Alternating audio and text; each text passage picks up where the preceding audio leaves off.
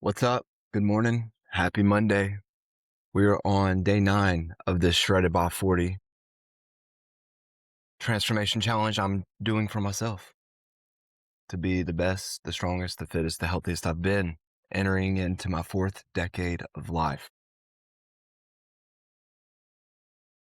Got a good night's sleep last night. I had 1 pack of oatmeal before going to bed instead of 2, and so my belly was a lot less full. So I slept like a baby last night, woke up before my alarm clock went off, ready to go. Um, Hit 2,500 calories yesterday. That's what we're going to hit all day. It was actually 2,450. We're going to hit that same total every day this week, knocking out the 20 minutes of cardio every day, pre-workout, walking on the treadmill. And we're going to see how that goes for week 2. I don't know if most people are repetitive eaters like me, but I always find it easier when you're trying to cut just to find those few meals that you really like or the few types of food that you really like, and then just rinse and repeat. Just eat those foods and keep it going. And not to mention, it makes it a lot easier to track in your calorie app. You know, if you're putting together some extravagant 19 ingredient keto meal or something like that, it can really just start to muddy things up when it comes to counting your calories or just be annoying trying to track all that stuff. So, pretty much I'll eat the same thing all week, which is I have my 3 protein shakes, usually 2 scoops each. And that just helps me hit my protein goal of 300 grams a day. And then at lunchtime, or my first meal, I guess I should say, I eat 6 eggs with a whole can of salmon and then some buffalo sauce. And then at dinner, it's usually top sirloin. It's a pretty lean cut of steak that I enjoy, or some chicken breast or tenderloins. Those are relatively low in fat, higher in protein, so it helps when you're tracking calories and trying to stay in a deficit. So we're going to go in here and hit back. Maybe mix it up a little bit today. You just have so many different muscles in the back, fibers running different ways. I've always been of the opinion to hit it from a lot of different angles. So instead of doing like we did last week, I think I did 4 or 5 moves, 6 sets for most of those moves. And then I think the last one I did 4 sets or something like that for like the dumbbell pullovers, maybe, if I remember right. Today I may not hit 6 sets of every exercise. I might do 3 or 4, but then hit different variations. So we'll just fill it out once we get in there. But first, get in my pre-workout caffeine, get in this cardio. Always take 10 to 15 minutes to run through a little mobility flow just to get things loosened up and stretched out. And then we're going to hit back. I'll see you in there.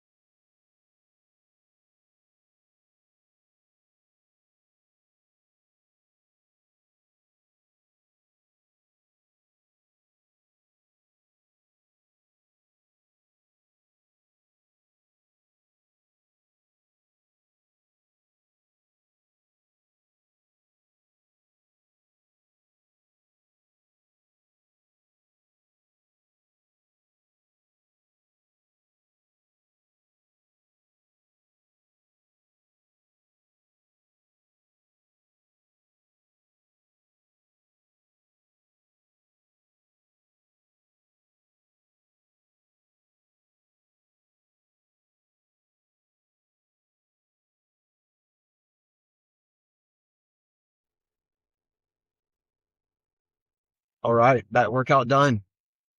I actually just knocked out a fundamentals jujitsu class. I drove straight over from the gym, did that before coming to chat with you guys. So, like I said, before going into the gym, switched it up this morning. Instead of doing 6 sets, hit a bunch of different variations. So we did some pull ups for 3 sets. Then I hit some wide grip behind the neck pull downs, which is debatable. Some people say you don't need to do that. Some people say it can set you up for injury, but if you've been training a while or you have just good training sense and you make that mind muscle connection and you listen to your body, then you're not going to put yourself in a predicament to get injured. Um, I really feel it in my lats when I'm doing that behind the neck. It really causes you to focus on using your lats to pull it down instead of accessory muscles. So obviously, if you have the weight too heavy, you can really crunch it down, pull in the accessory muscles, and also set yourself up for possible injury, like a shoulder injury, because you're trying to roll your shoulders forward as you pull it down. So you don't need as much weight when you're doing behind the neck. I mean, depending on how fresh I am and how many sets I'm into the workout, but I can almost max out some of the weight stacks on the pull down machine if I'm hitting, 5, 6, 7, 8 reps, something like that. But for behind the neck, I think I had it set at like 135, or maybe I think it's 130 on that machine. So it doesn't take a lot of weight. After we did that, we switched it up, went neutral grip, pull down. Then we did some machine rows, did some cable rows, single arm dumbbell row. And this is why I'm always stressing the importance of just listening to your body and feeling what works, where you're sore at, what muscles you feel working. Because single arm dumbbell lateral raise or single arm dumbbell rows work incredible for me. Like I feel it light up my lower lats. I don't really get that same feeling when I'm doing two arm. It seems like the single arm row variations, I feel it a little bit more. So I still do the doubles, but I feel it a lot more doing unilateral work on that. So it would make sense to me to do that more often than not. After dumbbell rows, I feel like I did one other machine row, cable row, dumbbell row. And then towards the end, because I was needing to get out of the gym, but I was only at like 21 sets or something like that, I did a quick giant set of three sets. So giant set is more than two moves, supersetted together. So I hit cable rope pullovers, and I did meadow rows, which are like normal rows, but instead of pulling straight back and keeping your elbows tight, you actually go out to the side. A lot more difficult. I mean, it does not take a lot of weight. I think I ended up using 30s. I dropped down slowly each set. And then the third move was low back extension. I didn't do those with any weights towards the end of the workout, just higher reps. Uh, I've heard doing heavy deadlifts, doing heavy posterior chain work can make your midsection kind of blocky. I'm not really trying to be a power lifter. I'm trying to have that V taper, have the aesthetic look. So since I've heard that, I've just been more mindful of doing more body weight stuff for low back. And it's a nice break from the heavy deadlifts that I was doing for a while. So that's it as far as the workout goes. Got in my cardio. We're going to intermittent fast until I get hungry. Because as we go in on this cut, I'm happier when I have more food towards the end of the day. I think it sucks whenever you've eaten most of your calories early on and then nighttime rolls around, you have some cravings, you're hungry, and you only have a couple of hundred calories left. So no point in forcing myself to eat. we'll just fast until my body tells me I'm hungry, and then we'll still make sure we get in all of our macros. I think that's it for today. Gonna go home and knock out a lot of work because when I'm not working in the OR, when I'm not working in the gym, I'm working at the house. We just closed on an older home in December of last year. It's built in the 70s, got great bones, got a lot of character to it. But man, there's just a lot that needs to be done to it inside and out.